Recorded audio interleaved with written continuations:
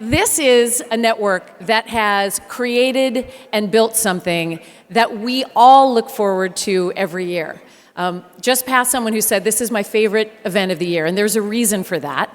It is this fabulous, less than 2-hour shot of energy and inspiration that reminds all of us how many incredible leaders we have in Greater Boston in so many different fields and from so many different backgrounds. And especially, a big thanks for turning out on what is, if Eric Fisher is correct, the coldest day in years. So we have that, but we bring the energy and the warmth in this room. And we have 9 incredible honorees today. For more than 30 years, the Women's Network has been recognizing great women leaders in Boston, inviting 1,200 women and allies to come together and to listen to some words of wisdom, to find out about journeys that may be very similar or not like our own, and to find out more about the people who are truly transforming our communities in every sector. The event brings us together to reconnect. In that way, it's like a bit of a reunion, and it also gives us an opportunity to welcome new friends into this group. To have this to look forward to in January is particularly a gift this year, and that it doesn't conflict with the Super Bowl is fantastic. So thank you to the NFL schedules, our fabulous Patriots, and again to the Women's Network for the timing of this event that gives us something to look forward to in our coldest, darkest months. It's an honor for me to host the Pinnacle Awards, and I look forward to this every single year. It's an opportunity to highlight the accomplishments of these incredible women, and for the past couple of years, I've actually been able to spend time with them in advance, interviewing them for short segments that have aired on WBZ. Those segments will be on YouTube. They will also be on the Chamber's page as well. So once you see them here today, to learn a little bit more about them and a little bit more about their journeys, you'll be able to watch those. I think the longest is 2 minutes, but you get everything from their best advice to what provides opportunities for growth. We can also let the whole world know about our honorees today on social media, so feel free to congratulate them, to post your pictures, and just tag the Chamber at Boston Chamber on social media. Now we're going to begin the awards presentation in just a bit. I want to remind everybody this is a working lunch, so dig in, enjoy this beautiful meal, and I want to take a moment to thank our hosts here, the Omni Seaport Boston Hotel, the staff, and our servers. Thank you. Thank you very much.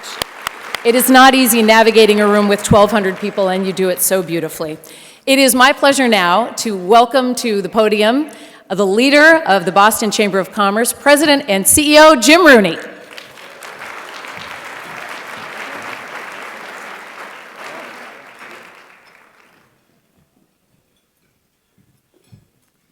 Okay, here we go.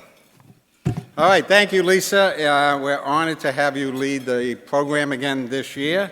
I'm sure some of you might remember that Lisa's a 2022 Pinnacle honoree and continues to be a champion for this program and for all of our honorees. And as Lisa said, I hope that you've been able to watch WBZ Channel 4 Evening News over the past 2 weeks, as during each nightly broadcast, Lisa featured our honorees individually in wonderful interviews that let us learn more about their journeys and their wisdom. Lisa works late in the afternoons and evenings, but 2 weeks ago she spent an entire day at the Chamber offices conducting those interviews, doing it joyfully and making honorees who may not be familiar with being on TV feel at ease. After that long day, she went to work and anchored the nightly news. So thank you, Lisa Hughes and WBZ, for helping us celebrate these Pinnacle Award winners and highlighting, especially highlighting women who are doing good in our community. And thank you all for showing up today to support our amazing Pinnacle honorees. We have 1,200 women and allies in the audience today to celebrate together. So let's get some Pinnacle energy going and give yourself a round of applause.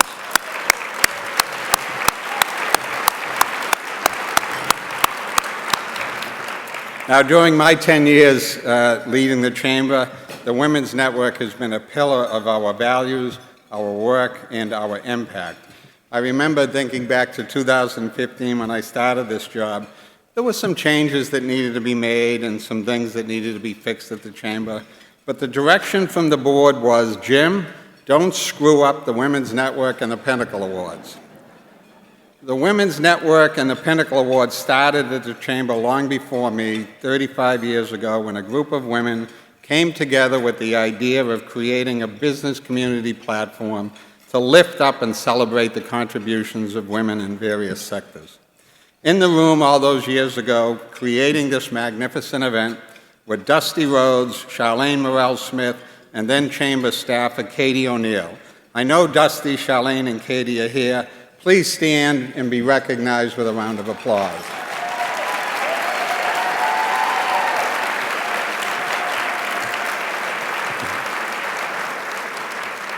I remember Dusty telling me that at the first Pinnacle Awards, there were about 80 people in a hotel meeting room.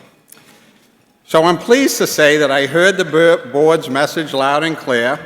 I didn't screw it up, thanks to people like Danielle Dory and Celia Reacher and Katie, and we've only made it bigger and better, making this the most inspirational business community event of the year, crossing the 1,000-person attendance mark in 2017 and never looking back. As one of the many allies in the room, I'm here with a message today. While there's a lot of pulling back going on around the country, we will continue to grow and invest in the Women's Network, and we won't stop.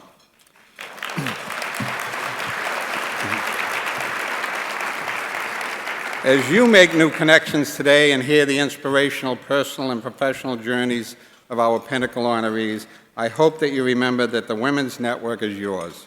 It exists to support your success. At the Chamber, we see the contributions of women driving our region's economy and our workforce, leading entire industries with impact that is seen locally, nationally, and around the world. The Women's Network will be here to bring you the best events and the most prolific speakers, and most importantly, to create space for convenings that matter to you. And our Women's Leadership Program, in collaboration with Simmons University, will be here to empower women professionals to navigate and propel their careers to the next level while also creating the conditions for other women to thrive.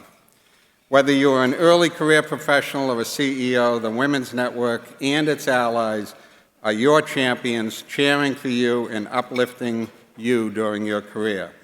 And I know I speak for all the allies in the room today when I say, women of Massachusetts, you rock. Give yourself another round of applause.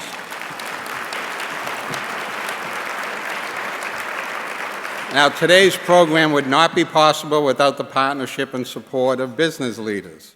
First, I want to thank our presenting sponsors, Blue Cross Blue Shield of Massachusetts and the TJX companies. Give them a round of applause. And thank you to this year's supporting sponsors, the Castle Group, Eastern Bank, Johnson & Johnson, Massport, and Vertex. Please thank them. And thank you to Deloitte and Suffolk for your sponsorship that allows more than 40 previous Pinnacle honorees to be with us here today. Would the previous Pinnacle Award winners please stand and be recognized?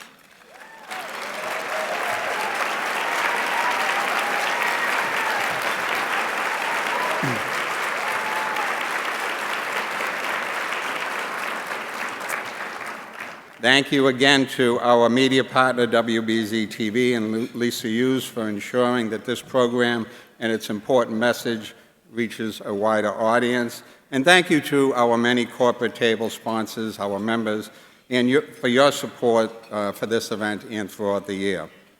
We also have many special audience members joining us today.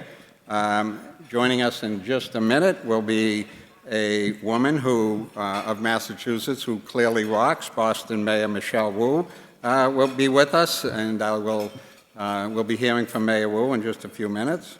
We also have many cabinet secretaries, city chiefs, former elected and appointed government officials. I cannot name everyone, but we're grateful for your leadership and commitment.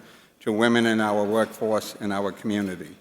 But a big reason why we continue to fill this room year after year is the outstanding Chamber team led by Danielle Dory that brings this excellent program together. Please give the Chamber Programs team a big round of applause.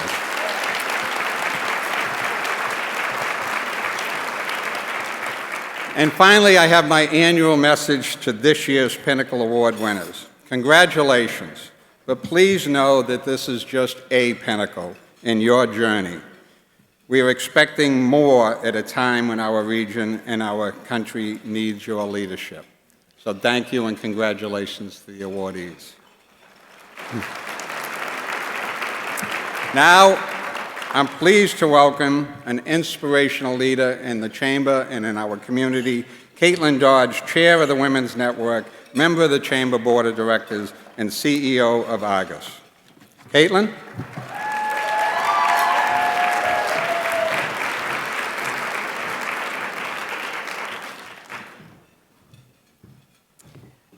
Thank you, Jim, and good morning, everyone. I am so happy to be here, and I just love this event. I know everyone keeps saying it, but it really is the most fun event. It's both during the day, and so you aren't working, but also it's just the amount of times I've seen people, come up to each other and give each other hugs. That's the spirit of the day. I am so thrilled to be the chair of the Women's Network, and I wanted to tell you a little bit about my story of getting here. About 5 years ago, I attended my first ever Women's Network event, and it was a breakfast. And my journey from attendee to Pinnacle honoree to standing up here as chair has been completely transformative for my career and my network. And that's because when you join the Women's Network, you're not joining just, it's not just a check mark. You're not just joining a club, right? You're actually joining a community. And what I have found is that the more events you come to, the more people you get to know. If you come to one event, you might meet one person, but if you come to 5 events during the year, you're gonna meet 25, 30 people because the same people come, and yet there's always someone new to meet as well. It's a community that really celebrates the women who drive our region forward. The work of the Women's Network is a collective effort across the Commonwealth, led importantly by our advisory board. Many of those members are here today, and I want to thank you so much for your leadership. I also want to recognize our Chamber's Women's Leadership Program, the premier professional development program for women in every industry. For 16 years, this program has empowered graduates through academic insight, hands-on application, and influential networking. This is where high-potential women become high-impact leaders. Graduates develop important professional skills, including figuring out their leadership style, identifying their leadership style and including leading teams, and creating inclusive workplace cultures, which is so important, especially right now. So this is a very important part of today, which is at the center of your table, there is a QR code. So please take in the spirit of today and think of somebody that you know, someone in your company who could be a part of this program. This is a great time to be a champion and to nominate a rising star. So take a minute, make sure someone on your table has seen that QR code, and today spend some time thinking about it and put that nomination in. They could be accepting their own Pinnacle Award in the next few years. A big thank you also to the Women's Leadership Program exclusive academic partner, the Simmons University Institute for Inclusive Leadership, as well as this year's program sponsor, Bond. And I am delighted to celebrate the Women's Leadership Program class of 2026 who are in the audience today as ambassadors for the program. If all of the advisory board members and Women's Leadership Program participants could please stand up so we could recognize you and your accomplishments. Let's give them a big round of applause.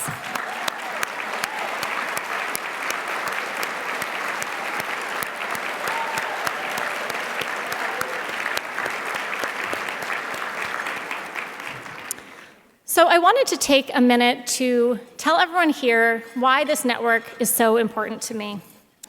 What makes this network, and particularly this event itself, so special and meaningful is that the women who come up here and stand on this stage share their truth. They really talk from the heart. It's not just the cool stuff they're sharing, but the messy parts too. They understand the responsibility that comes with having a voice and having a platform. And each year at the Pinnacle Awards, I walk away not just inspired by their stories, but with more courage and determination to be a better leader and a community member because of their stories. This past year, this community became even more important to me than ever before. I am the CEO of Argus. We are a marketing and advertising agency, and we work with social impact, nonprofit, and public sector clients.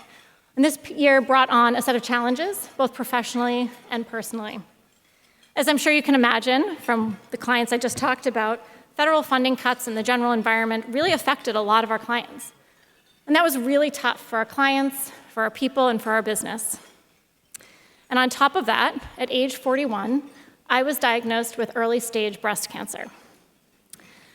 I was really struggling. It was a tough year. How do I act as the leader that I want to be while going through all of this? I didn't want to appear weak to my team at a time when I knew they needed leadership, but also I wanted to be honest because I think that's so important. My surgery was complete, and I was about to start a month of daily radiation that would leave me very fatigued, and I knew that that would be obvious to my team. So I was trying to decide whether and how to talk to them about this. Right then, like literally as I was making this decision, because social media can definitely read our minds, I saw the CEO of Accenture, Julie Sweet, on Instagram, explaining that she also was missing a big work offsite because she was just finishing radiation, and that's when the side effects kick in, because of her battle with breast cancer as well. Her composure, she was vulnerable but strong, and in that moment, that changed everything for me. Because she wasn't just telling me from the other side, oh, it's gonna be fine, it's gonna all work out, but she was in it with me. And her courage gave me courage. We hear success stories all the time, but we don't learn from just hearing the ending. We learn from witnessing the messy middle. We learn from people explaining how they got through it and telling their truth. When you see yourself reflected in someone else's experience, then suddenly you aren't going through it alone anymore. So I did tell my company, and they were amazingly supportive. And in fact, I connected with more women last year than any year ever in the past, many of whom are in here today, some of them personally because I asked them to be here today. And you know, going through a tough year professionally and personally, in some ways stripped away my kind of I'll do it myself, I'll do it all myself attitude, because I had to show up human first. That's really all the energy I had at the time, and frankly, I needed the support. And this community showed up. So here, oh, thank you.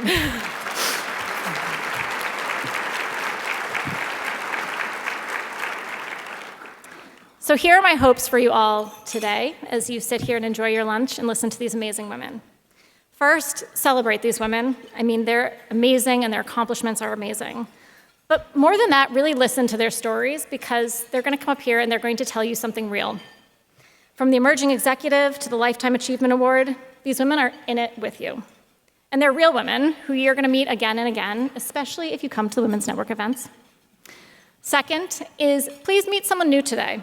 Turn to somebody at the table next to you who you don't know and introduce yourself.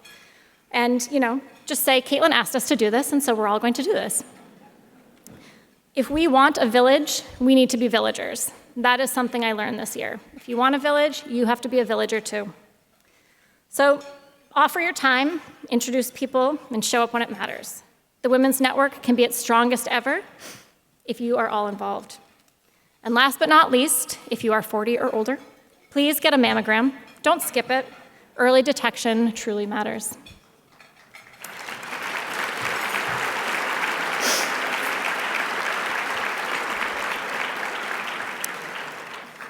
As a 2024 Pinnacle honoree myself, I know firsthand how special this recognition is.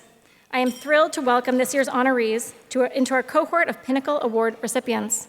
Public officials, doctors, nurses, educators, entrepreneurs, CEOs, philanthropists, all exceptional in their fields and advocates for their communities. Speaking of exceptional women, leaders who show up for their communities, I am honored to introduce Mayor Michelle Wu.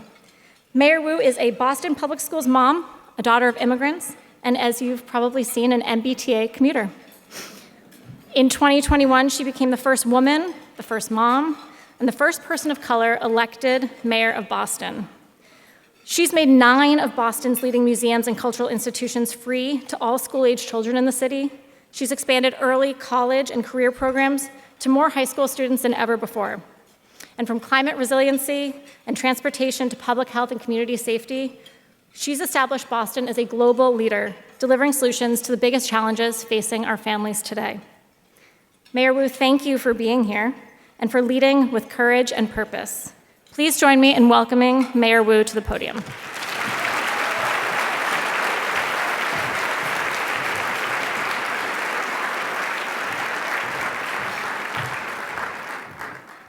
Good afternoon, everyone. It's great to see you, and thank you so much for continuing this very important set of recognitions of the sheroes and many who have been making a difference in our community for a very long time, but usually point the finger and the spotlight at others in the work that they are doing. So I want to thank you, Caitlin, for your leadership in chairing this important committee and hosting this event and so many others. To Jim, thanks for your partnership and the work that we've already seen happening with BPS because of the chamber and because of the business community really stepping up for our young people right now. And to everyone who's taken the time to be here, thank you. Thank you for giving us the energy that we need in today's world to keep moving forward and to keep celebrating the remarkable successes that we're continuing to see in Boston, sometimes despite what feel like very immense challenges. And thanks to Lisa, too, for always being here and hosting.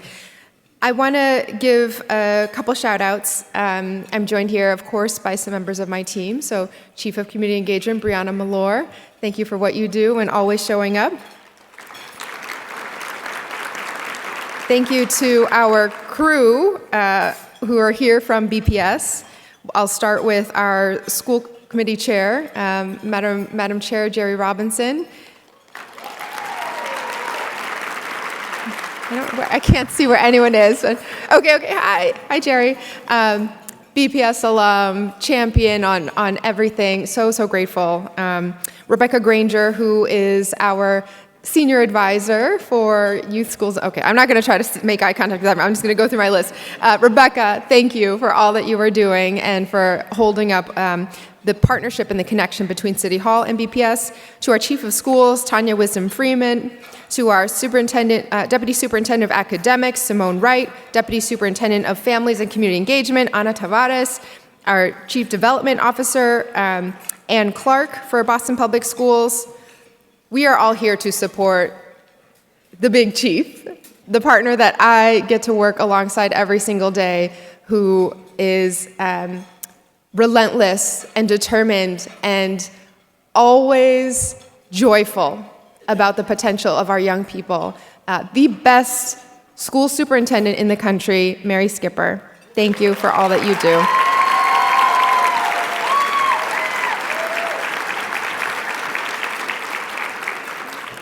And to Skip, Mr. Skipper, Professor Skipper, thank you for all that you do. It's great to see you as always.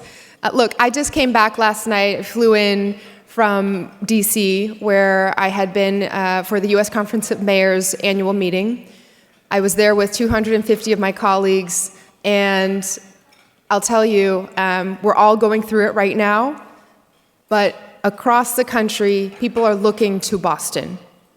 People are looking to the type of leadership and progress and results that our community has been known for. First of all, DC got some snow, and it was not passable. I would have been I offered to send some of our plows down there to help out a little bit. But it's everything from clearing the roads and making sure they're smooth and safe and beautiful, all the way to the most important work that we have of taking care of our young people and creating every possible opportunity for the families in our community centers, libraries, senior centers, and everywhere in between. Through all of this, there is a theme. Women are getting things done. Women mayors, from Seattle to Miami, Madison to Boston, and leaders in every sector of our community. In BPS, we have had record results from the team that was just mentioned, led by our superintendent. We have seen over the last 4 years now unprecedented investment in opportunity and in effectiveness. We now have more schools in the process of construction and finally getting them up to the standards that they need, more schools right now than added up the entire batch over the last 40 years combined. We now have clear, cohesive curriculum. We've leapfrogged 28 other districts across the Commonwealth as we are focused on making sure that we have the highest academic standards and that our students are reading, supported, ensuring that they're connected with every single opportunity and partnerships, and all of that also rests on every little detail. The highest on-time performance for our buses ever under Superintendent Skipper, with new technologies that are helping us manage all of those transitions, and investments in every other part of process, supervision, teaching, coaching, classroom observation, to give our school communities what they need. So I'm so proud to celebrate our superintendent and to thank her for her leadership. It's a tough time to be in any of these roles. And I want to thank you, Caitlin, and the Chamber and everyone for selecting this group of incredible leaders across the board as I was looking down the list. Chevelle, Miss Sandra, Elizabeth, and Dr. Reisberg, and President Grant. I mean, these are women that I get to work alongside every day who are smashing down walls, who are opening up doors, who are delivering not just for today, but for every generation to come. Thank you for Kim Sherman-Stamler, Rose, the largest stages that I get to walk on, Rose is right there managing everything and making sure that we look our best when the world is coming to see Boston. Thank you for selecting these incredible leaders. Thank you to all of these leaders for stepping up in this moment and really showing Boston what we're capable of and showing the world who Boston is.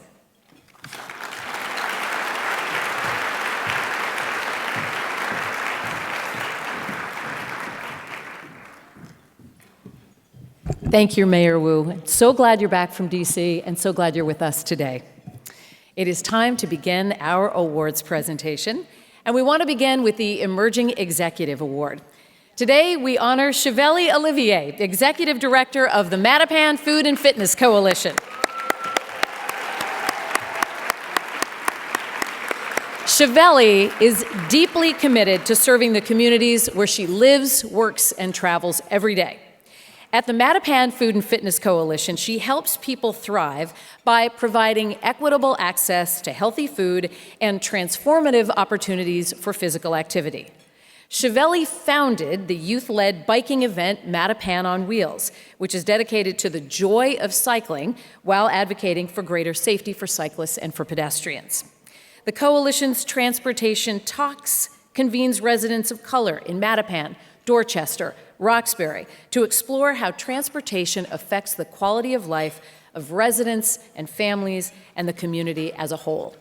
In addition to her work at the coalition, Chevelle founded Consult Leela, an agency that engages young people in the neighborhood in the planning process, which is an important element of their civic engagement.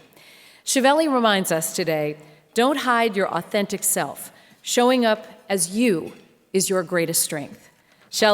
Chevelle, congratulations.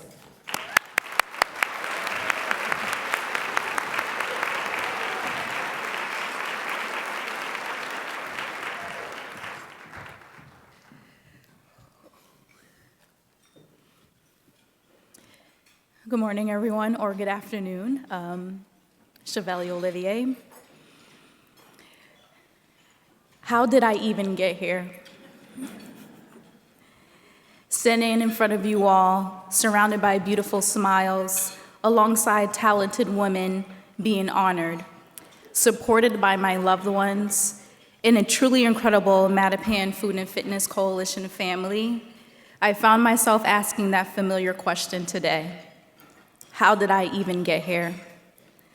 That question tends to surface when I'm pursuing something that feels potentially life-changing, when I'm hosting an event that I spent months planning, when I'm tasked to lead something, when I'm public speaking. In those moments, an internal voice begins to question my legitimacy, despite evidence that shows otherwise.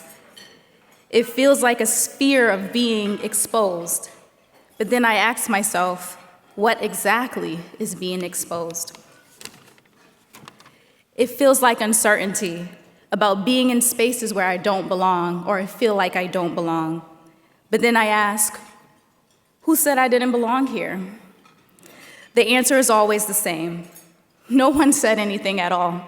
It's my inner critic, the one many of us carry, quietly planting doubt. If you're unsure of what I'm describing, it's often called imposter syndrome. So you might wonder, what has helped me keep going despite that inner critic? What's the secret to getting rid of that imposter? The truth is, I don't carry this alone. Leadership for me has never been about having all of the answers. It's been about having the courage to be honest about what I know, honest about what I don't, and brave enough to ask for help along the way. There are women, mentors, and friends in my life who have poured into me, including the community of Mattapan. When you see me in any space, know that I'm never standing alone.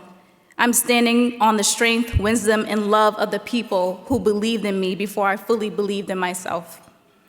And here's the lesson that I learned about leadership. You do not have to know everything to lead. You do not have to do everything to be worthy of the room. And you do not have to silence your doubt before you move forward.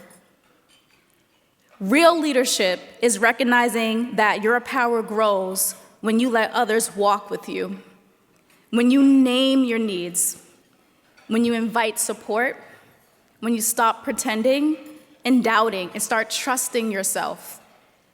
So if that inner critic is loud today, let this be your reminder. You belong, your voice matters, and the very fact that you question yourself may be proof that you care enough to lead with integrity. I know that this is true for me. Thank you.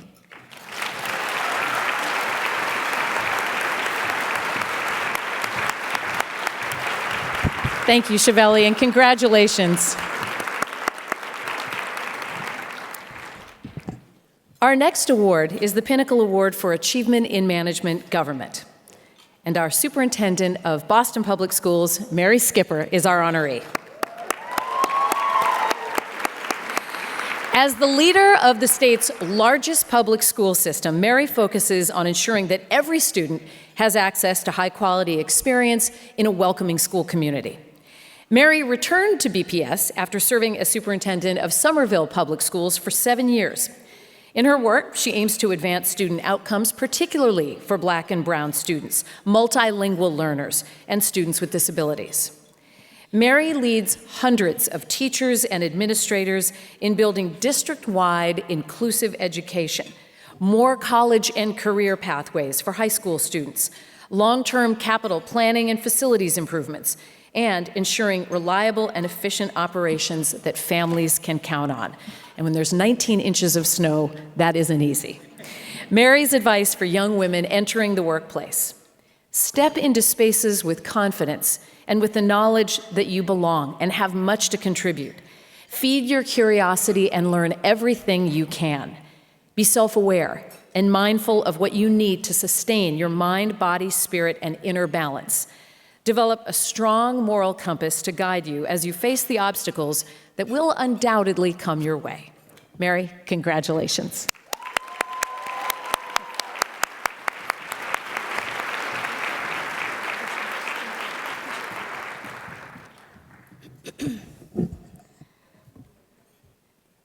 I feel incredibly blessed to be here today with my greatest champions, my family, my husband Peter, and my daughter Lonnie, and in spirit my other children, Cassie, Pete, my son-in-laws, Garrett and Joe, and of course my 4 amazing grandkids, Adela, Zana, Gabe, and Cyrus. It was also wonderful to see our mayor. She's such a partner and support for me every day in the work I do.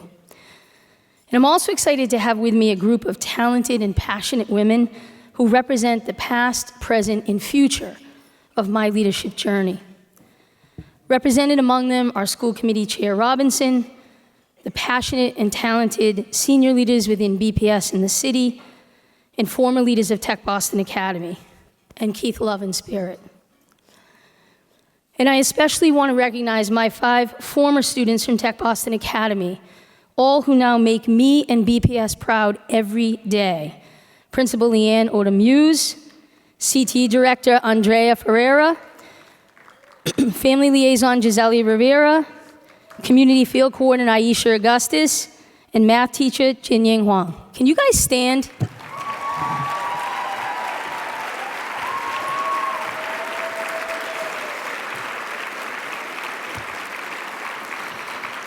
I'm humbled to be standing on this stage in the company of this talented group of past and present Pinnacle Award winners, and in a room of such inspiring women, all leaders. As I reflect back on my 37 years in education, there's certainly many people, events, and moments that have shaped and stretched me into the woman and leader standing here. But over 4 decades in all those experiences, there is one year that taught me the most about myself as a woman, a leader, and a mother, about the importance of building and trusting a strong team that includes students, and about the power and importance of faith and knowing your whys every day that you wake up. It was May of 2002, Superintendent Payzant gave his blessing for me to open Tech Boston Academy, the city's first technology high school, that fall. I never imagined being a principal, but after writing the concept paper for TBA, I found myself called to bring it into being for what it could offer our children in Boston. Opening a school is the most unique gift an educator can have. You're taking a blank slate and filling it with students and staff willing to take a risk, realizing a dream bursting with hope and opportunity, something very few educators ever get to experience in their careers. 2 months later, July of 2002, as I was preparing to open TBA with my 10 initial staff, I found a lump in my breast while taking a shower. I thought, I'm only 35, so this is nothing. I heard my doctor say the words that rocked my world and my family's world a week later.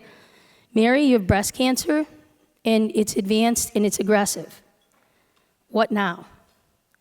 At the time, I didn't realize it, but I do now. When you are faced with that kind of information, you quickly figure out the things that are most important to you, and your whys become crystal clear. That was life lesson 1. Follow your whys, as they have the ability to motivate you and meet the challenges you face like nothing else. Over the next several months, I leaned on my husband, Peter, my rock, my own amazing children, and the TBA staff in a way I had never had to trust or rely on people before. In early September of 2002, we opened the doors of Tech Boston Academy to our first 75 students, the founding class 2006. I started my 7 months of chemotherapy 2 days later and quickly figured out that my team needed to include every one of these 75 students if TBA were going to be the school we had dreamt and envisioned. I shared my cancer journey with my TBA family, and as I did with my husband and own kids, admitting I was scared, but together we'd be strong, that I would lose my hair, wear a wig, and I would have days that I felt and looked terrible, but that we could make this school what they needed and wanted if we worked together. I promised I would always tell them the truth, love them, trust them, expect a lot of them, and support them any way I could, but we had to work and lean together. It was such grace that my family and my TBA family fully embraced this. Life lesson 2, you cannot do great work alone. The greatest power is in the team, especially one with shared vision and trust. There were many days during that 2002 year that I didn't feel like getting out of bed, to go to work, or even to be around people as I went through treatment.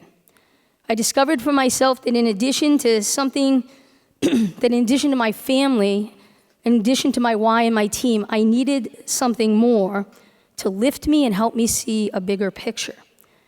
That year and the year following, I turned to God, to my faith, with all my questions and doubts in a way I had never done before. And I suddenly found a new sense of peace and confidence. Instead of resenting my dark, untamed baby hair that grew in after chemo, I embraced it.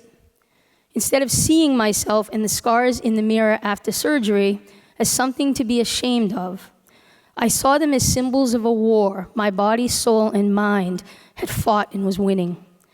These were profound revelations for me as a young woman, given so often our image of importance and beauty is defined by society in a perfect look or style.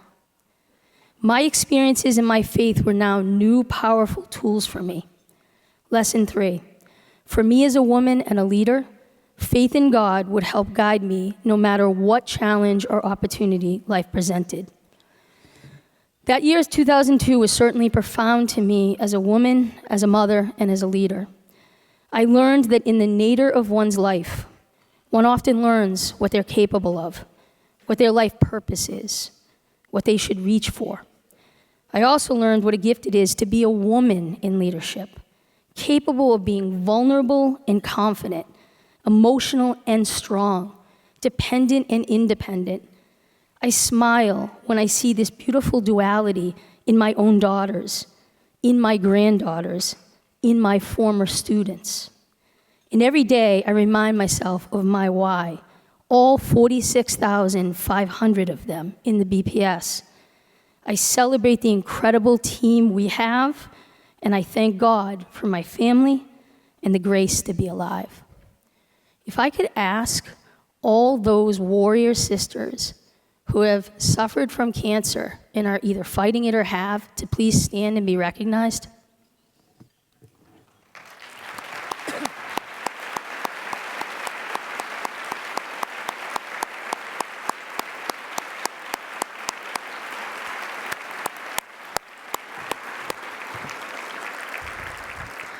Thank you again to Jim and the Chamber, and most importantly, my 5 students rock.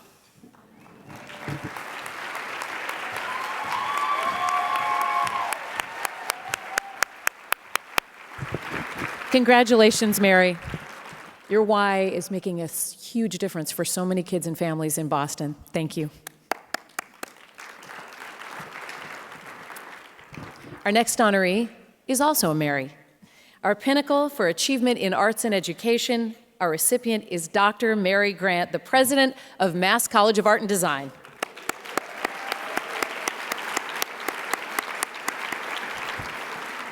Mary is a nationally recognized leader in public higher education with more than 30 years' experience.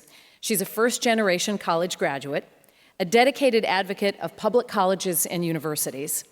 Before her role at Mass Art, Mary led the University of North Carolina, Asheville as chancellor and served for 13 years as president of the Massachusetts College of Liberal Arts.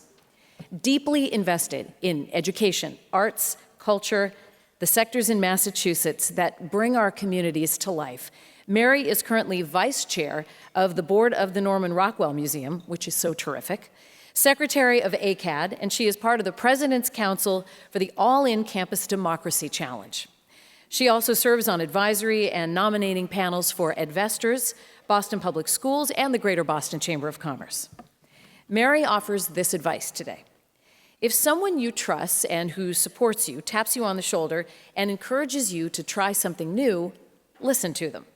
They see strengths and talents in you that you may not see yet or believe in, but trust them. Mary, congratulations on your Pinnacle Award.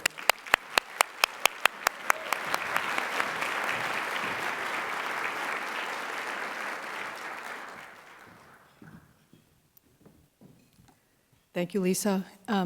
Mary, you and I first met when we were serving on Governor Deval Patrick's Life Science Advisory Group. And I now realize in that moment, you and I shared more in common than we even knew based on your story. So thank you for sharing that with all of us. Thank you all so much. I'm going to begin with a line from the writer Walter Mosley, who said that every day that we wake up is a good day. Every breath that we take is filled with hope for a better day. Every word that we speak is a chance to change what is bad into something good. And I'm so glad that we have this day to share with one another.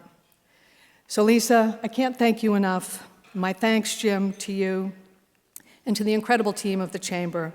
At this hard time in the world, I'm filled with thanks and gratitude to be here with all of you today. And I am absolutely in awe of the extraordinary women who are honored here and those that have come before us. What an amazing sisterhood we have. Thank you all so much for the powerful difference you have made. We all do so much better when we do this work together. I'm also deeply thankful for my family and friends, teammates, board members, and partners who are here today and who I get to do work with every single day. And a very special thanks to my husband, Jim, who has been my biggest champion for almost 40 years now. He's put up with a lot. So thank you, Jim, so much. I have worked in higher education now for a long time, really. It's hard to imagine. And as a matter of fact, over 20 years ago, as a much younger college president, I was given I appreciate it so much, but it was a Lifetime Achievement Award. And I thought, do they know something I don't know? Am I done? Have I messed up somehow? So I chose to think of it as a Lifetime Aspirational Award because I felt I had so much more to do. And I feel that way today, but now I feel it with an even greater sense of urgency and a greater sense of purpose every single day. And every day, I get to work with young and not so young creatives. They inspire me, they give me hope, they have immense powers to engage and express themselves, and to engage and to speak to all of us. Much like the poet Amanda Gorman did when overnight she wrote a poem for Alex Jeffrey Preddy, using her extraordinary gift, the power of imagination and eloquence, to say in just a few words what so many of us have been feeling. She said, "We wake with no words, just woe and wound. And if we ever lose hope, may we never lose our humanity." And President Kennedy said, his name's on that really important center in Washington, D.C., he said this when he was eulogizing Robert Frost, the poet. When power narrows the area of man's concern, poetry reminds us of the richness and diversity of his existence. When power corrupts, poetry cleanses, for art establishes the basic human truth, which must serve as the touchstone of our judgment. We must never forget that art is not a form of propaganda, it is a form of truth. I work with a creative community. I work with a community of truth tellers, built on the historic pillars of education, access, equity, and opportunity. Those are the foundations of public higher education. And in Massachusetts, over 150 years ago, civic, educational, cultural, and legislative leaders came together and said, we need all of that, but we actually need a place that teaches creativity, that teaches art and design, that can serve as that touchstone of judgment and truth. That's a brief history of Mass College of Art and Design. And in education, as Mary knows so well, and all of you who work in education, we really do work in the business of hope. I believe that. I see it every day in my students. They are amazing. And we have an awesome responsibility to pave the way and ease their burden so that they can go out into the world and make us better. And they will. Trust me, they will do it. And that is the chance that I have to work with these young people every day and with extraordinary teammates and leaders. Several of them are here today. They make things happen, they get things done, they change lives. And I can't do this without them. Anyone in a leadership role does it with others. I work with a faculty that brings expertise, commitment, and a deep devotion to their students. A staff who go above and beyond, sometimes working all night, because let's face it, college students stay up all night. So we do have to work all night. And that's what they're supposed to be doing.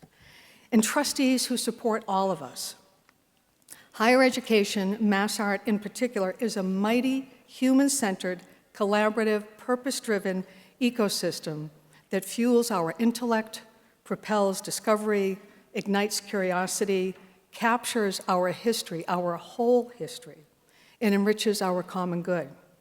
It is the backbone of our economic, cultural, civic, and democratic well-being. It may even be the soul of that well-being. And I'm so fortunate to do this work, and I'm fortunate to do this work with colleagues and friends that make a difference every single day, and students who blow me away with their humanity and with their talent. The philosopher Immanuel Kant said, "There are 3 rules for happiness." I take these to heart, and I'd like to share them with all of you. They may come as no surprise to those of you in this room. Have something to do, have someone to love, have something to hope for. I'm privileged with meaningful work to do every day in an ever-changing and challenging landscape. I have a husband, family, friends, and fellow travelers who I love dearly, and I'm blessed in return. I've also had some really awesome dogs, and I have a couple right now that totally run the house, completely run the house. And I have something to hope for. We all do. We have to. We must. Isn't that, after all, what keeps us going, is hope? Active hope, the hope that propels us through every single day, the hope that brings us here to this room. And I'm so hopeful because of gatherings like this, to celebrate, to recognize, to honor, and to lift up, to remind us of what we have in common, to remind us how together we can imagine, reinforce, and build strong, inclusive communities, cities, commonwealths, and countries. Thank you so much. What an honor, and what a very good day. Thank you.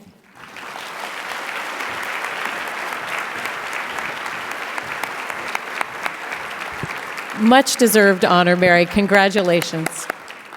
I felt so much more hopeful just after speaking with you that day at the Chamber. I walked out on a cloud. Our next Pinnacle Award is for Achievement in Healthcare, and our honoree is Robin Reisberg, founder of Boston Community Pediatrics. Boston Community Pediatrics is the first nonprofit pediatric private practice in Massachusetts and one of the first in the country. And truly, there is nothing like it. Robin has dedicated her career to caring for kids and families with the highest needs and bringing innovative programs to medicine. Before founding Boston Community Pediatrics, Robin was head of pediatrics at the South End Community Health Center and the founding medical director of the school-based health center at Blackstone Elementary School and the Gerald Haas Center in the South End. A community advocate at Boston Community Pediatrics and beyond, Robin has served on the board of directors at Casa Marina Vasquez for more than 6 years and is currently on the National Advisory Council for Room to Grow. She is also the healthcare consultant for many of the child care organizations and the camps in the city of Boston. Robin encourages all of us to try new things and remember that our perspectives and voices are always valuable. Robin, for all you do for families and for so often coming on WBZ to talk about healthcare issues, congratulations and thank you. Robin Reisberg.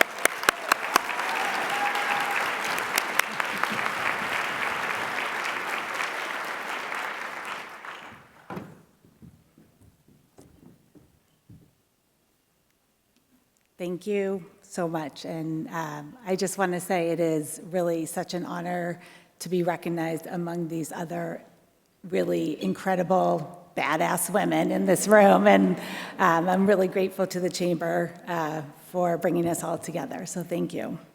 And of course, my badass all-women team who's here today as well. So.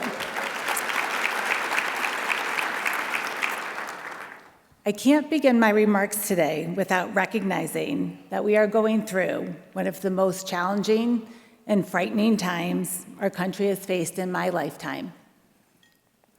As a pediatrician, my lifeblood is dedicated to caring for the most vulnerable among us, our children, no matter their race, ethnicity, immigration status, or ability to pay. I've built my personal life and my career on a fundamental belief in love, care, and mutual respect, a respect that recognizes the humanity in every life. And I believe deeply that together we can all find our collective humanity to stop the inhumane and unlawful actions of this administration.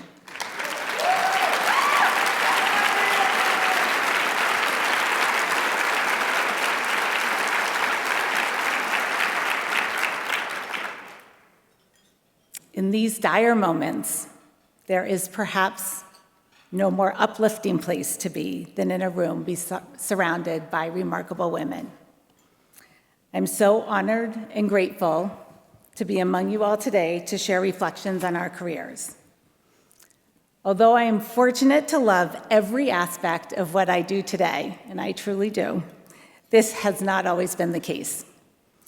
Before founding Boston Community Pediatrics, I was a pediatrician for 15 years in the community health system in Boston.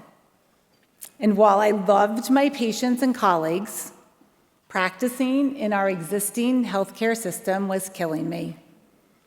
I became a pediatrician because I wanted a career aligned with my values, serving under-resourced communities and working for positive change. But over time, it became clear to me that healthcare as we know it is broken, especially for children with low income. Every day, I saw moms who couldn't reach a doctor when their child had a fever because no one answered the phones. Doctors who were told to rush through appointments in 15-minute intervals. And patients who needed help but were turned away because they couldn't afford it. Over and over, I would ask, why are we doing things this way? It seems like we are never focusing on what the patient truly needs.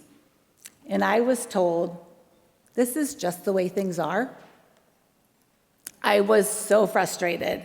And I would tell anyone who would listen, my friends, my parents, my children, even strangers, how this system is failing all of us.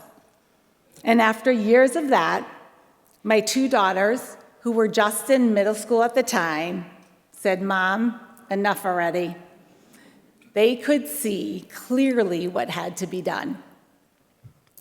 When I decided to create Boston Community Pediatrics, it was a huge leap, and there were many who said it couldn't be done. And to be honest, I had my own doubts and fears.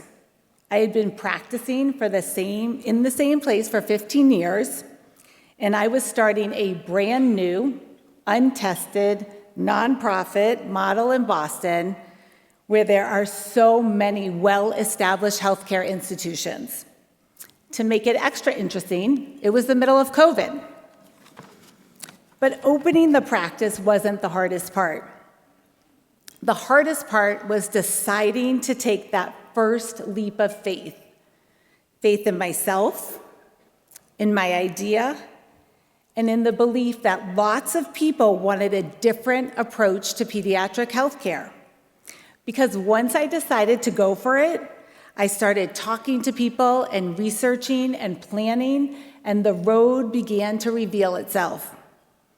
My bold idea about how to create an entirely new approach to healthcare by, for example, helping children get housing support and mental health care during a checkup, started to feel possible. And now we are doing it for over 1,700 kids.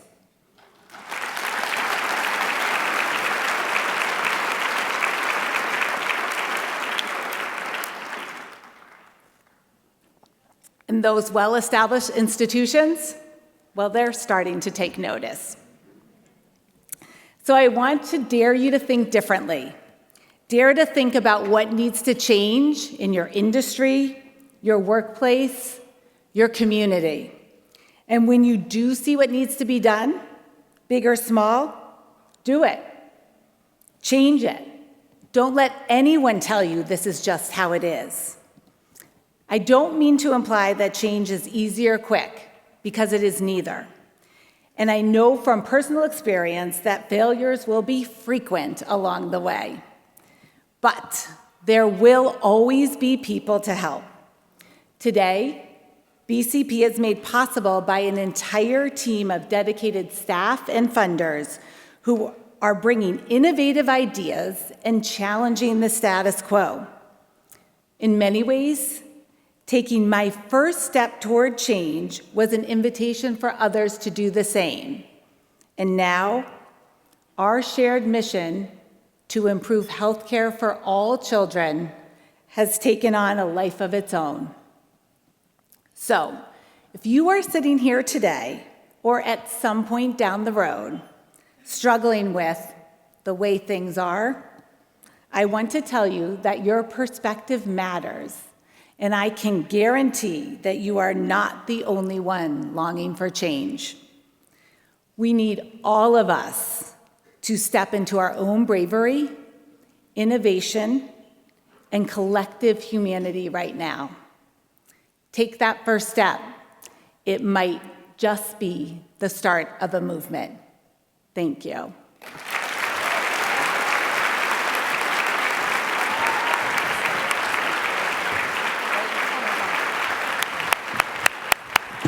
Congratulations, Robin, and thank you so much for not being okay with the status quo.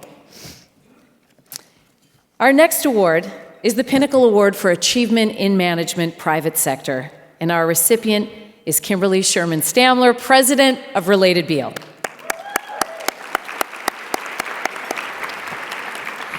Kim is one of the city's most impactful, most creative leaders in real estate. She's deeply committed to supporting sustainable and equitable growth in and around Boston and all over New England. Overseeing the growth of Related Beal since its inception, Kim has led the construction and transactions of new developments, including retail, affordable housing, workforce housing, green spaces, all over New England and throughout the country. The strength of Kim's leadership can be seen and experienced in almost every neighborhood and town in Greater Boston, including notable developments, the Beverly Lovejoy Wharf, the Quinn, and the Harris Building, to name a few. Kim also serves as a trustee of the Dana-Farber Cancer Institute, vice chair of A Better City, and on the board of the Greater Boston Chamber of Commerce, and NAIOP of Massachusetts. Kim also recently completed 2 terms on the board of the Federal Reserve Bank of Boston. Kim reminds us all to listen, learn, and engage within and beyond your industry, and always stay true to yourself. Kim, congratulations.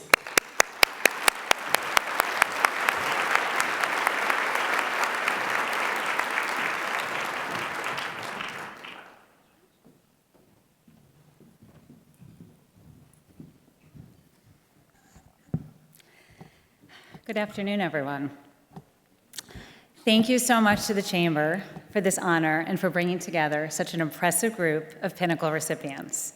Hearing the stories and perspectives of my fellow honorees, both over the past week on WPZ and today, thank you, Lisa, have been incredibly meaningful. It has been so wonderful to hear your stories, to hear your journeys, to hear your thoughts, and I look forward to everyone else's remarks today.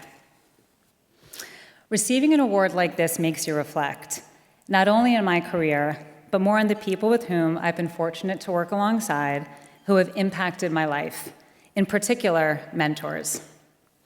Early in my time at Related in New York, I had mentors who helped me see the bigger picture, how decisions were made, where relationships matter, and how to expand my perspective beyond what was immediately in front of me.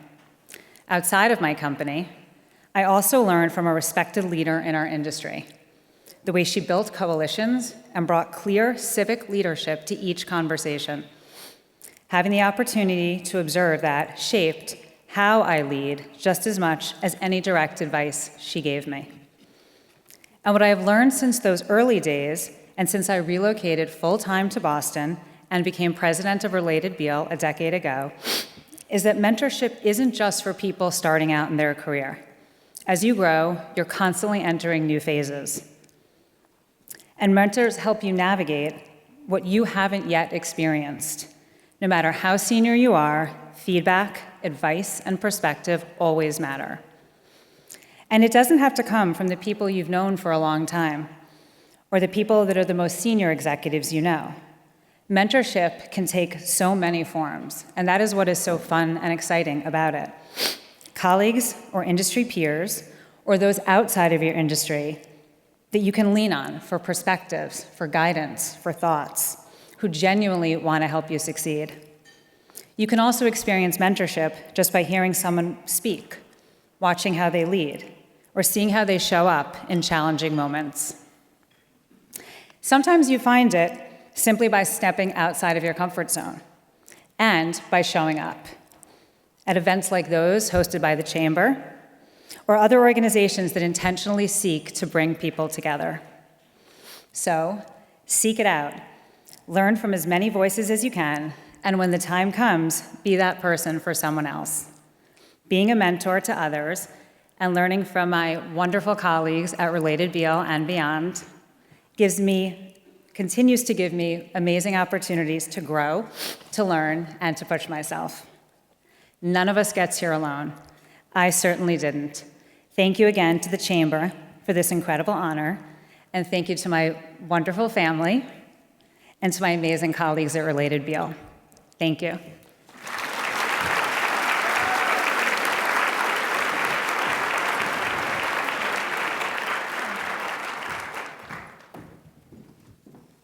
Now you understand why, after talking with these honorees, I felt like I had 9 new friends, which was really fabulous.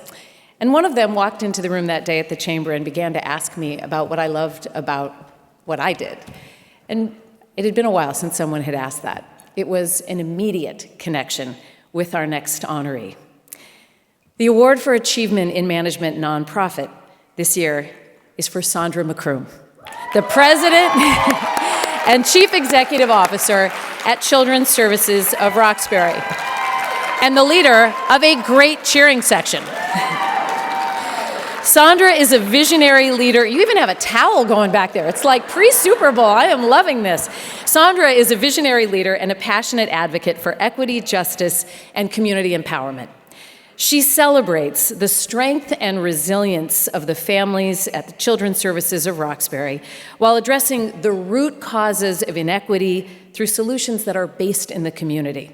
During her 10 years of leadership, she has driven transformative growth and impact across the organization. Children's Services of Roxbury has achieved double-digit revenue growth, expanded its reach, and strengthened its infrastructure. Before leading Children's Services of Roxbury, Sandra served as Undersecretary for Criminal Justice in the state's Executive Office of Public Safety and Security.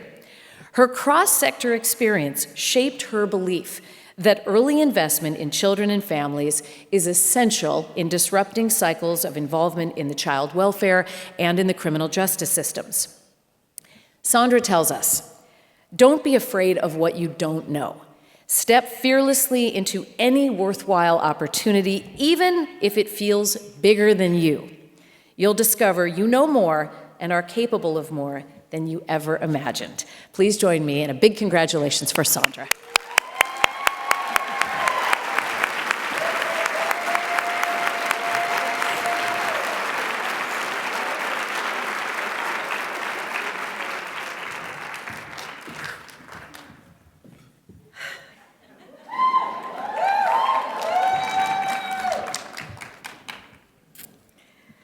I was going to start my remarks today by saying how humble I am and how grateful I am. And while all of that is absolutely true, this moment is bigger than that to me.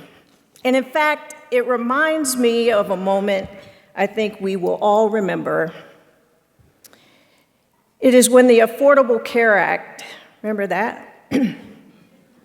When President Obama leaned over to Joe Biden and said, "This is a big deal." And Joe Biden leaned back in and said, no, this is a big effing deal. Today feels like that for me. As my Spelman sister, Marian Wright Andelman, reminds us, okay, Spelman. As Marian Wright Andelman reminds us, service is the rent that we pay for living. That is a lesson that I first learned at home. One of the many that my parents imparted upon me, that leadership and that type of leadership is why I stand here today. Leadership is not a burden. It's not a burden to be endured, but a responsibility to be carried out. Especially now, in these fragile and divided times, women leaders have a moral obligation to show up, not just when it is celebrated, but when it is complicated and exhausting and costly. Because when the world gets a cold, poor people and people of color get pneumonia. In moments like this, that disparity shows up as impossible choices. Rent or food, heat or health care, utilities or child care. This is when women leaders and our power reveals itself. We don't just manage change, we hold people through it. We see the systems and the human impact at the same time. And we work to strengthen not one or the other, but both. I was raised by parents who taught me that service is not a giveaway. It is an obligation. My mother, who's here with us today,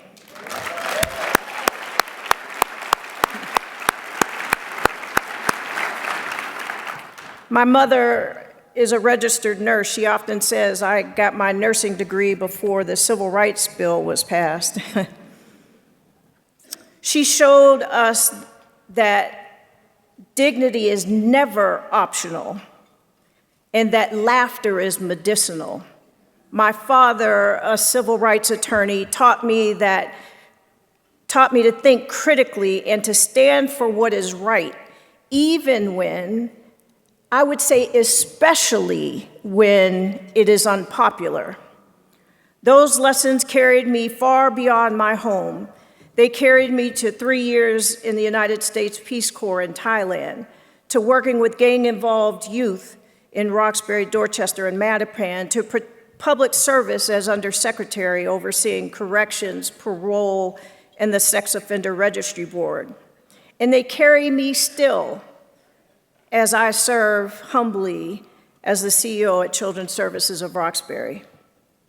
At Children's Services, we believe in shared humanity, not as a slogan, but as a daily practice, especially at a time when families are carrying deep uncertainty about everything from healthcare, housing, and simply trying to make it month to month. We invest in communities not because they are broken, but because they are brilliant. We serve not to rescue, but to stand alongside. My calling has been the same, to see people fully, to serve faithfully, and to never forget those who couldn't even imagine gracing the threshold of a hotel like this or standing on a stage in a room full of people like you. We cannot, and I will not, forget those people. So no matter your industry, no matter your title, no matter how distant your work may feel from mine, we are all in this together.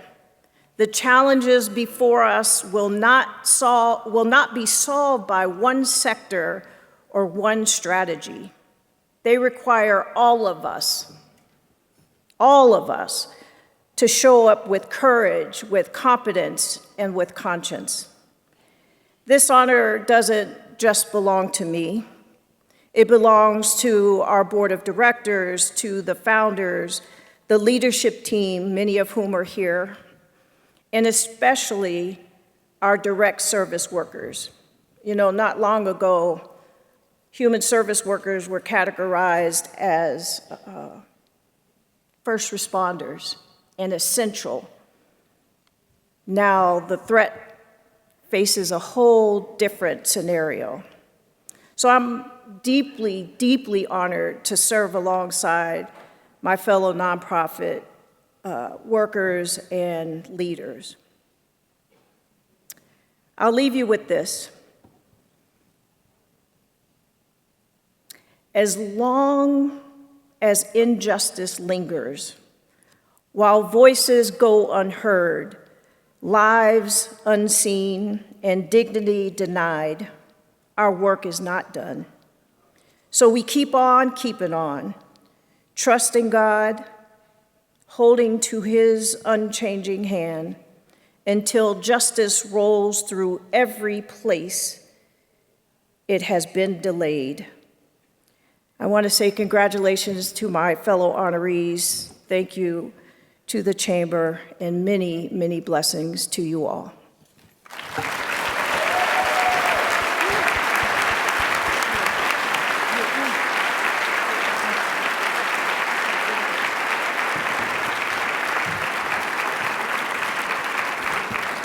Congratulations, Sandra, and Shirley, I'm so glad that you could be here. This is yours too. Our next award is for Achievement in Entrepreneurship, and our honoree is Rose Starum, owner and founder of Rosemark Productions. Born and raised in Boston, Rose leads one of the most dynamic event strategy and production companies in the world. She works with global companies, leading politicians, and government entities. Rose's impressive background in finance and work on political campaigns, both big and small, uniquely positions her to handle any challenge that comes her way. With a client list that includes President Biden, President Obama, President Clinton, Secretary Clinton, Vice President Kamala Harris, Michael Bloomberg, and Oprah Winfrey, the Rosemark Events portfolio continues to grow with international leaders, celebrities, and with less famous people who seek the personal touch that is the hallmark of Rosemark. For the inauguration of President Biden, Rose and her team created a memorable, large-scale political event that solidified her firm as one of the most sought-after event firms in the world. In 2025, Rose made history as the first Black woman in America to serve as a general service contractor in a U.S. convention center. The career advice she would give us is find a mentor sooner. Having someone believe in you, challenge you, and share what they've learned can change everything. Rose, congratulations.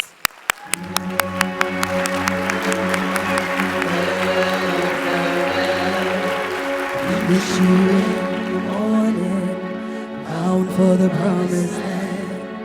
On the other side of Jordan, bound for the promised land. I'm sorry I'm gonna leave you. Farewell, farewell, but I'll meet you in the morning. Farewell, farewell, I'll meet you in the morning. Farewell, farewell, I'll meet you in the morning. Farewell.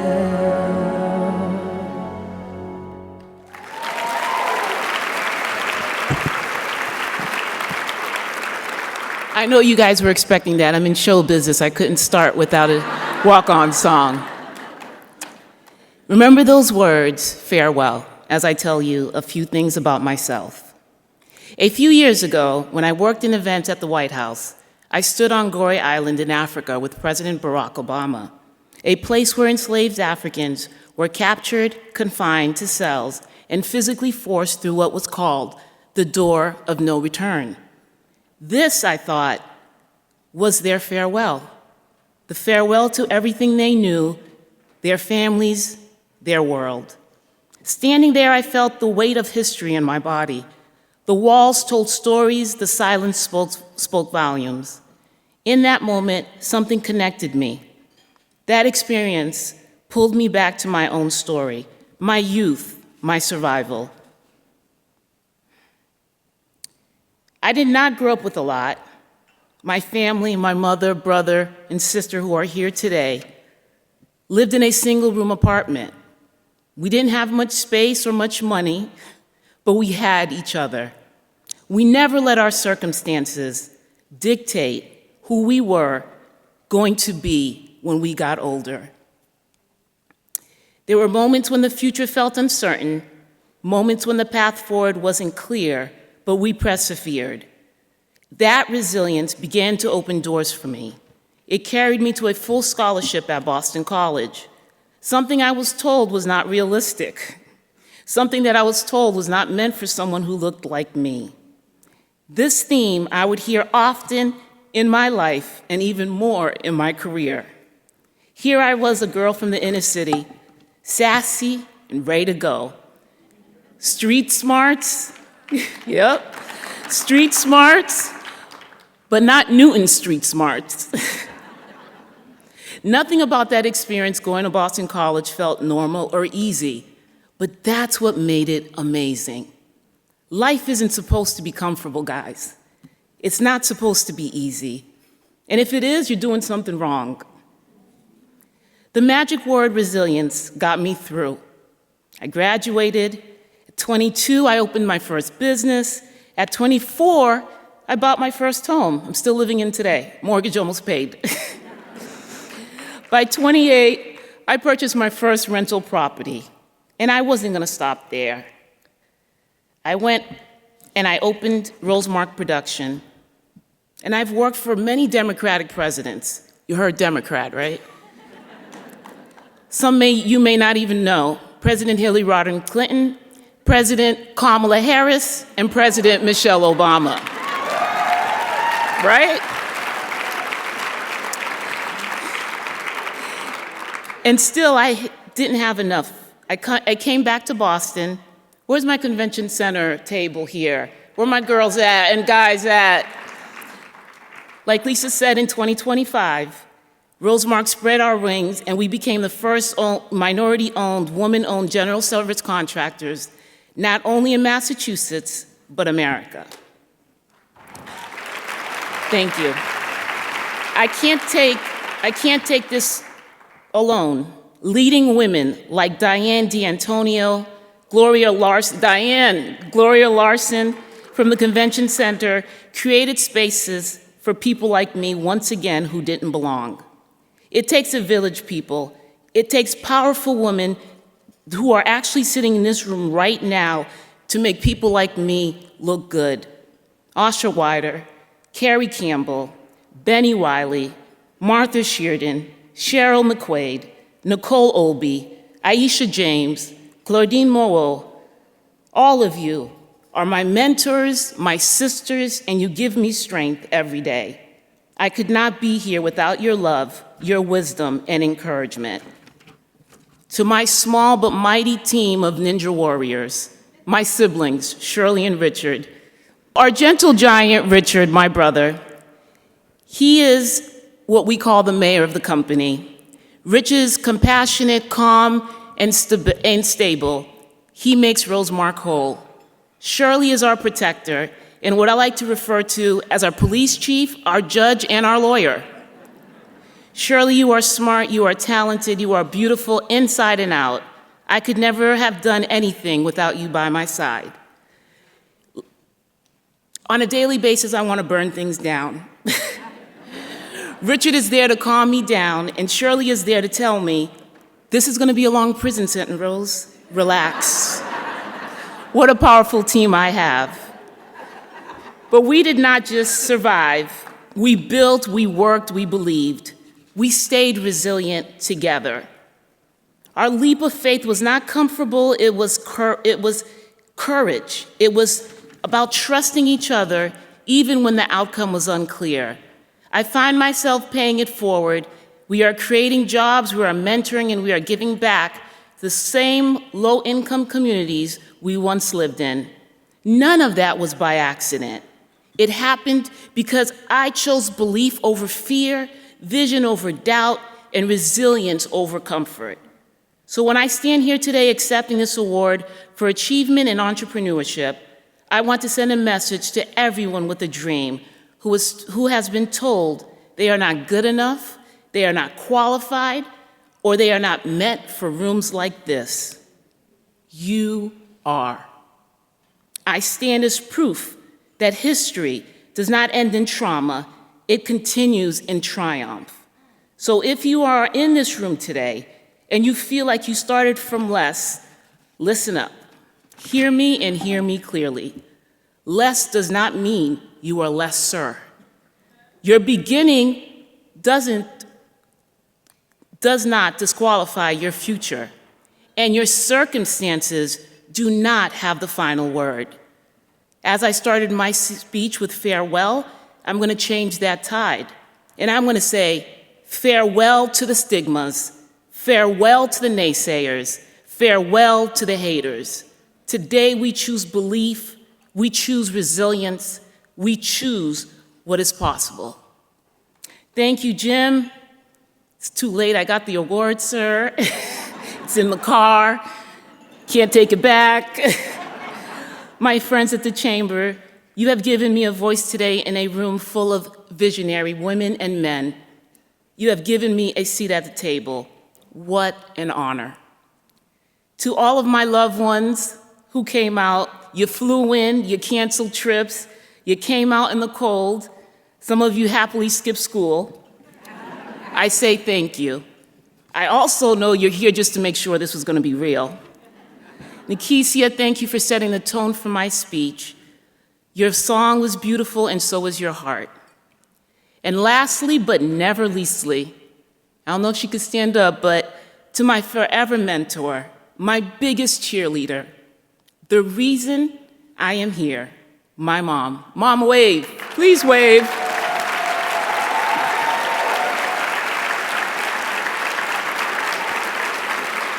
I love you, I love you, I love you. You are the real MVP. Thank you, everyone.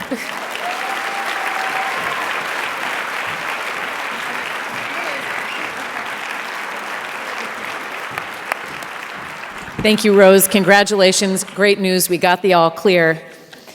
Confession, my first year in Boston, I was hosting an event and I was so nervous. I kept thinking, please, somebody just pull a fire alarm.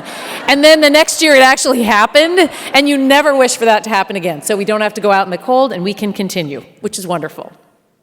Our next Pinnacle Award is for Achievement in the Professions, and we are honored today to present that award to Elizabeth Lowry, principal at Elkus Manfredi Architects.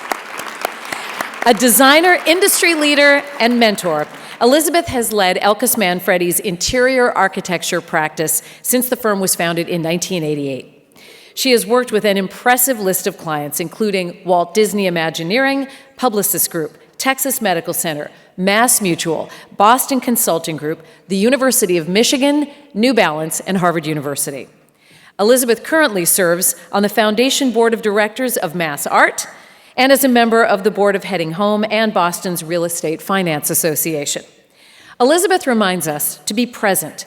Proximity and intention matter. Be brave and build a network. The most important aspect of building your network is this: your relationships must be reciprocal. You will give and you will receive at different times. Take good care of those relationships. They will turn out to be among the most rewarding of your life and career. Elizabeth, congratulations on your Pinnacle Award.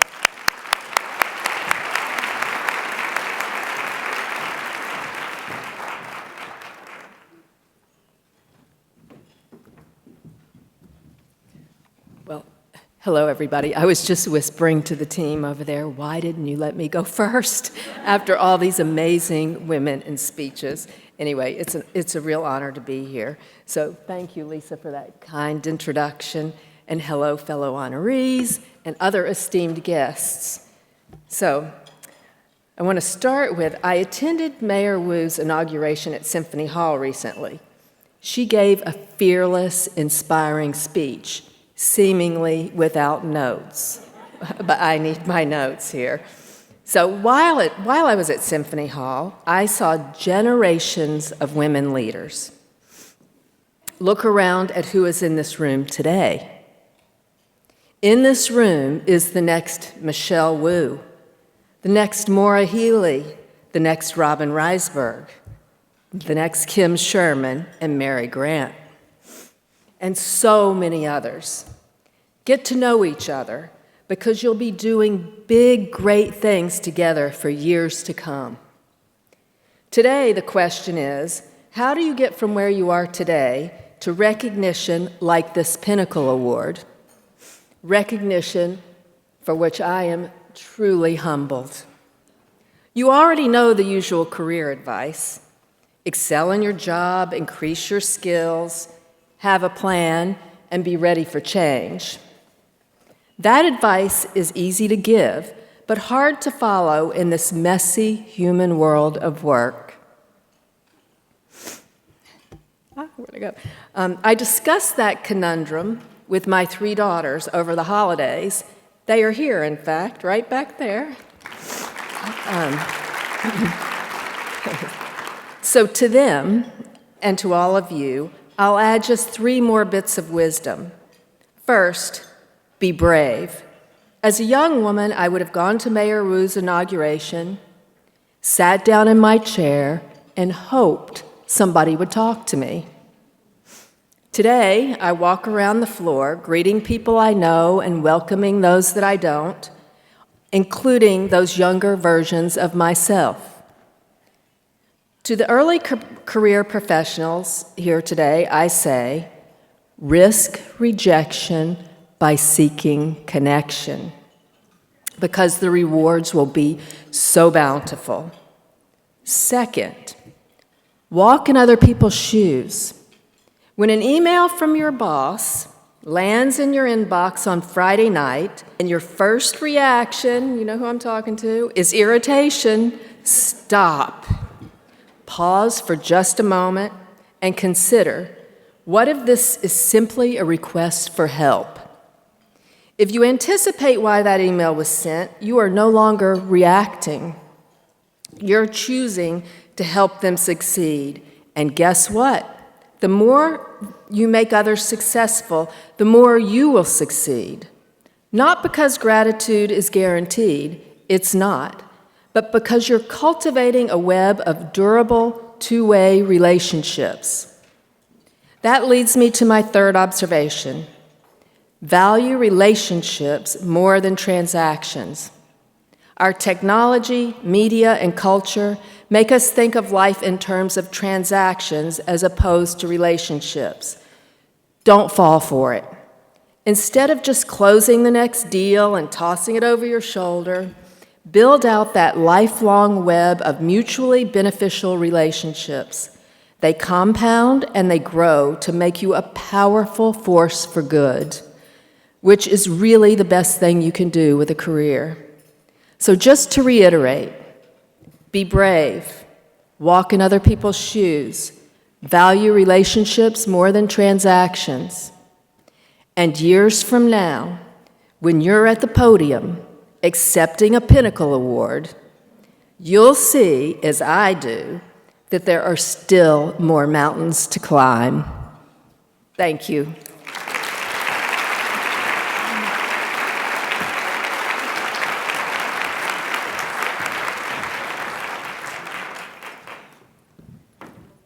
Beautiful, and with several interruptions letting us know what we knew was true, that everything is fine. Congratulations. It is time now for our final presentation. It is our Pinnacle Award for Lifetime Achievement, and our honoree goes to Patricia Jacobs.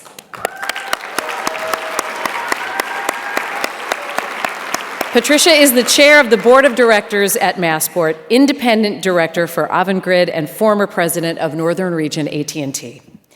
Patty is an executive and independent board director with extensive national and international experience in the technology sector.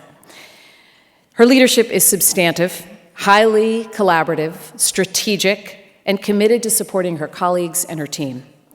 While leading philanthropy and partnership strategies at AT&T for 26 years, Patty became known as a civic leader in Boston through her support of key issues and organizations in the city. Patty serves on the boards of the Boys and Girls Clubs of Boston, the Friends of Post Office Square. She's on the board of advisors of the JFK Presidential Library, as well as the honorary board of the Home Base Program for Veterans at Mass General Brigham. Patty currently chairs the Massachusetts Port Authority Board of Directors, where she is the first woman chair in the history of Massport. She also serves as an independent director for Avangrid and ATN International. Patty advises all of us to embrace the voices around you. Through quiet, active listening, we can genuinely understand, collaborate, and create dynamic teams where everyone feels valued and empowered to contribute their best and can reach their fullest potential. Please join me in a big round of applause for Patricia Jacobs.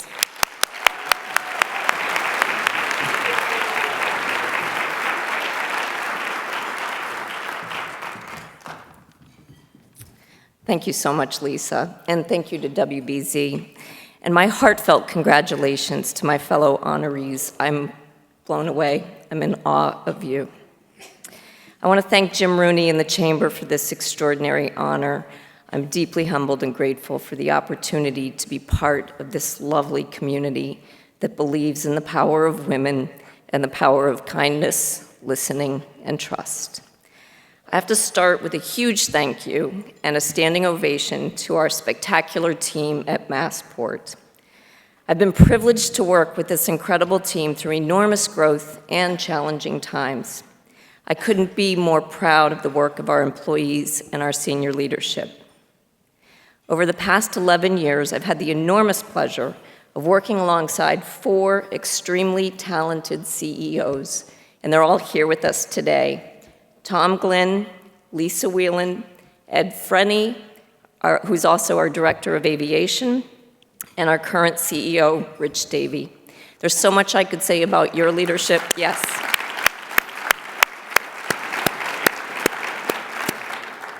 There's so much I could say about each of your leadership over the past years, and I'm just honored to be a small part of your outstanding work.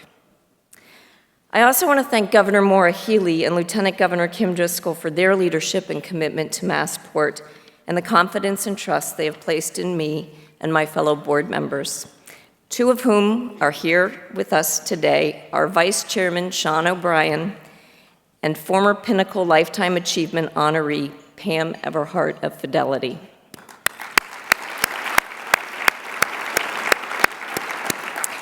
I also want to quickly shout out our remarkable team at Avangrid, and our CEO, Jose Antonio Miranda, is here today. I'm so grateful for your commitment to providing clean energy through major infrastructure projects here in the Commonwealth, including offshore wind and hydropower from Quebec. When I think back on my professional journey, the common thread is my great fortune to have been part of outstanding teams at Massport, at Avangrid, and at AT&T. Extremely talented, dedicated people sharing a mission to drive economic growth in our communities and to connect people with goods, services, places, and most importantly, to each other. I've learned from these experiences that progress always comes down to the simple things: teamwork, kindness, listening, and collaboration. And if I leave you with one thing today, it is that the act of simply listening to colleagues, to customers, to community partners is one of the most powerful tools we have. Yogi Berra said it best. I'm not quoting famous poets like my friend Mary Grant, I'm quoting Yogi Berra. You can hear a lot by listening.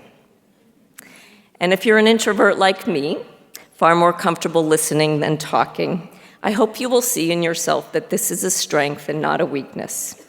It is a strength because it is the essential foundation for trust, new ideas, progress, and meaningful change. And speaking of meaningful change, we are so blessed in Boston to have so many people, many right here in this room, several who have been honored here today, who have dedicated their lives to nonprofit and social impact work. The most meaningful moments of my career have been partnerships with leaders like Robert Lewis of the Boys and Girls Clubs of Boston. I love you, Robert. and Carol Fulp, our leader in diversity, equity, inclusion, and belonging. I love you, Carol. Your work changes lives. It also gives vision and inspiration to the business community, guiding us to support real purpose and progress in our communities. I thank and honor all of you who are working in nonprofit and social impact for giving us your wisdom and your inspiration. I'd like to conclude by thanking my parents and my children. This is the hard part. Sorry.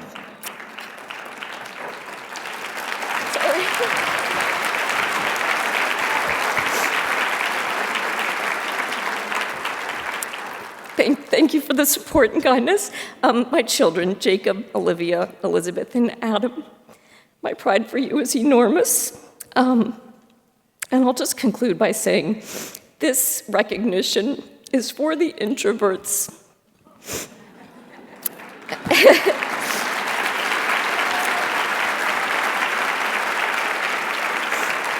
Thank you. For the introverts, keep listening, keep leading. You are accomplishing great things, and even more to come for you. Thank you from the bottom of my heart.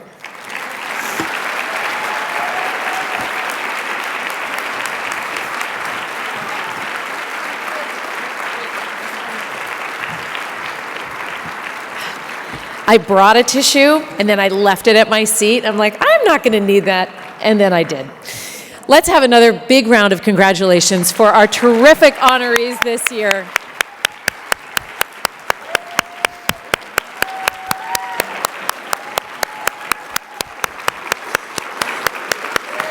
They are 9 shining examples of great leadership and why we are so lucky to live where we do. I want to thank all of the amazing past Pinnacle Award leaders and all of you who came out on this very cold day. Caitlin, I took your advice. I met someone new as I almost walked into the men's room and immediately introduced myself to Michelle, who allowed me to unburden myself of my gaffe. We met in the ladies' room. I want to thank the Chamber for including me in this incredible event. I want to thank our presenting sponsors, Blue Cross Blue Shield of Massachusetts and the TJX companies. Our supporting sponsors, again, the Castle Group, Eastern Bank, Johnson & Johnson, and Vertec. For supporting our past honorees, Deloitte and Suffolk. To my WBZ family for so supporting this event and giving these honorees a wonderful place to shine. To our corporate table sponsors, to Caitlin and the Women's Network, and again, to all of you who joined us today, thank you and have a wonderful afternoon.